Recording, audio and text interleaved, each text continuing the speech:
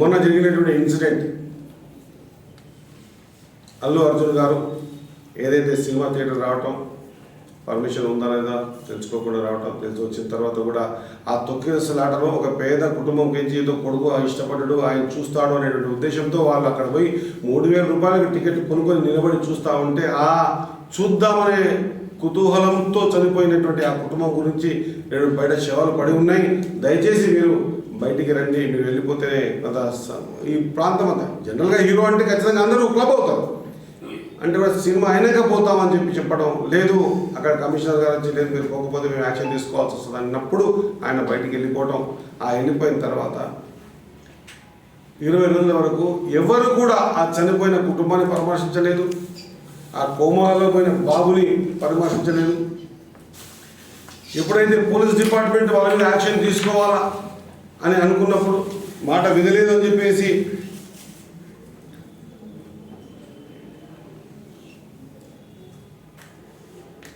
చెప్పినప్పుడు ఒక్కరోజు ఆయనకి రిమైండ్ తీసుకొని పోవడం వల్ల మొత్తం సినిమా ఇండస్ట్రీ అంతా ఆయనకు సానుభూతి తెలిపింది. ఎస్ తెలపవచ్చు, అది వాళ్ళ విద్యుత్ ధర్మం సంబంధిత సహచరుడు కాబట్టి. కానీ ఈరోజు ఒకసారి ఒక హీరోని ఒక సినిమాలో ప్రొజెక్ట్ చేయాలంటే ఒక క్యారెక్టర్ బిల్డప్ చేయాల్సి వస్తుంది. ఆ హీరోని చూపెట్టాలంటే ఒక క్యారెక్టర్లో మంచి ఫైటరో, మంచి డ్యాన్సరో, లేకపోతే మంచి క్యారెక్టర్ ఉన్నాడో, ఒక సాయం చేసినోడో, సాయం చేసి పంపబడో అని చెప్పి చూపిస్తేనే కానీ ఆ హీరోయిజం నిలబడుతుంది, లేకపోతే సినిమా అట్టని ఫెయిల్ అవుతుంది. మరి నిజ జీవితంలో మీరు హీరోగా ఉండి మరి మీరు చేసిన పని మరి ఈరోజు సామాన్యుని వైపు ఉండాలా, మరి ఆ కుటుంబాన్ని ఆదుకోవాలా. ఖచ్చితంగా ఆ బాధిత కుటుంబానికి అనునిత్యం పర్యవేక్షణ చేసుకుంటూ ఆ పిల్లగానికి మంచి వైద్యం అందించి ఇప్పటికీ కోమాలో ఉన్న పిల్లగానికి సంబంధించినటువంటి ఆ కుటుంబాన్ని ఆదుకోవాలని ఒక 50 లక్షలు నిన్న ఖచ్చితంగా అందరు కలిపి 50 లక్షల రూపాయలు ఇచ్చే కుటుంబాన్ని ఆదుకున్న స్థితిగతులు ఉన్నటువంటి మన ముఖ్యమంత్రి ప్రియతమ రేవంత్ రెడ్డి గారు మరి హీరోనా లేకపోతే హీరోయిజం చేసుకుంటూ తను చేసినటువంటి పనిని కూడా అరే మళ్ళీ ప్రెస్ మీట్ పెట్టి నా క్యారెక్టర్ యాక్సెస్ చేస్తా ఉందని చెప్పి మాటలు చెప్పడం హీరోనా ఒక్కసారి మీడియా ద్వారా ప్రజలు ఆలోచన చేయాల్సిన అవసరం ఉందని తెలియజేసుకుంటూ ఈరోజు ఒక తెలంగాణనే కాదు యావత్ దేశంలో ఉన్నటువంటి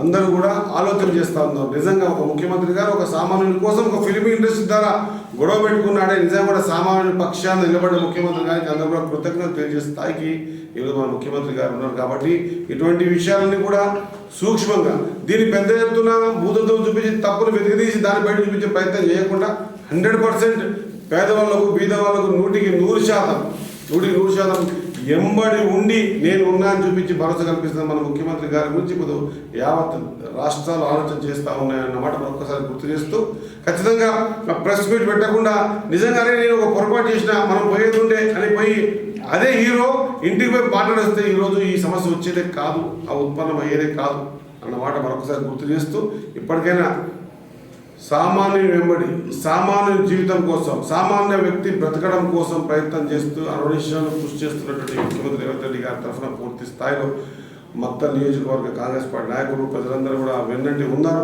మొన్న కూడా చెప్పిన మీటింగ్లో 100% ఖచ్చితంగా ఆయన తీసుకునే ప్రతి కార్యక్రమం పేదల పక్షాన నిలబడి ఉన్నది.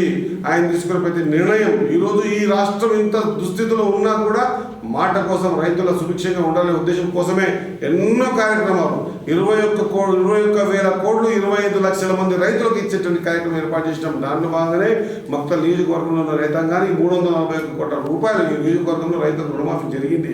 ఇది రైతుల ప్రభుత్వం, పేదోడి ప్రభుత్వం అని మరొకసారి రుజువు కాపాడ్డదన్నమాట మరొకసారి మా మీడియా మిత్రుల ద్వారా తెలియజేసుకుంటూ ప్రజానికాన్ని తెలియజేసుకుంటూ ఖచ్చితంగా ఎన్ని కష్టాలు వచ్చినా ఎన్ని ఇబ్బందులైనా ఎన్నెన్నో ఎవరో మాట్లాడుతున్నా కూడా అనునిత్యం రోజుకు 16 గంటలు నేను ధన్యుని అనుకుంటా ఉన్నా. ఎందుకంటే వారానికి ఒక్కసారి జూమ్ మీటింగ్లో సీఎం గారితో మాట్లాడే అవకాశం ఈరోజు వాళ్ళు మా వాళ్ళు ఇచ్చిపోయారు. ఇప్పుడు ఈ స్కూల్ టీచర్స్ అందరూ కూడా కస్తూర్బా టీచర్స్ స్టాఫ్ అందరూ కూడా ఇచ్చిపోయారు.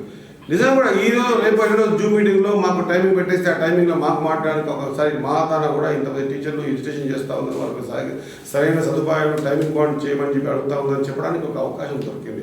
ఇంతకంటే అర్థంలాగా ప్రభుత్వం నడిపించే విధానం అనేది నేను కూడా దాదాపు 30 ఏళ్ళ రాజకీయాలు ఉండబట్టి నేను కూడా కొంత చూసిన. నేను సర్పంచ్ ఉన్నప్పుడు టీడీపీ గవర్నమెంట్ చూసిన, నేను జడ్పీటీ చిన్నగా టీఆర్ఎస్ గవర్నమెంట్ చూసిన, నేను ఇప్పుడు కాంగ్రెస్ గవర్నమెంట్లో ఉండి చూస్తున్నా. ఇంత అంటే ఒక వ్యక్తిని అప్రోచ్ అయ్యే విధానమే చాలా గొప్పది. ఆ అప్రోచ్ అయ్యే విధానం మన ప్రీతం ముఖ్యమంత్రి రేవంత్ రెడ్డి గారి దగ్గర ఉంది అన్నమాట మరొకసారి గుర్తు చేస్తూ, మరొకసారి ఈరోజు వార్డు సభ్యుని కాని నుంచి పార్లమెంట్ వరకు నిలబడేటువంటి శక్తిని, యుక్తిని, అవసరాన్ని తాను రాజించిన రాజ్యాంగం ద్వారా నిలబడే శక్తిని ఇచ్చినటువంటి అంబేద్కర్ గారిని ఇంకొకసారి కించపరిస్తే మక్తల్ నియోజకవర్గ హెడ్ క్వార్టర్ కించే ఎడ్యుకేషన్ స్టార్ట్ చేస్తామన్నమాట గట్టిగా తెలియజేస్తా ఉన్నాం. ఖచ్చితంగా అంబేద్కర్ గారిని అవమానపరిచిన, రాజ్యాంగాన్ని అవమానపరిచిన సహించే ప్రసక్తే లేదు అన్నమాట మా మీడియా మిత్రుల ద్వారా యావత్ సమాజానికి లేదా ఈ కించపరిచే వ్యక్తులకు తెలియజేసుకుంటూ అవకాశం ఇచ్చిన మీ అందరికీ ధన్యవాదాలు. నమస్కారం.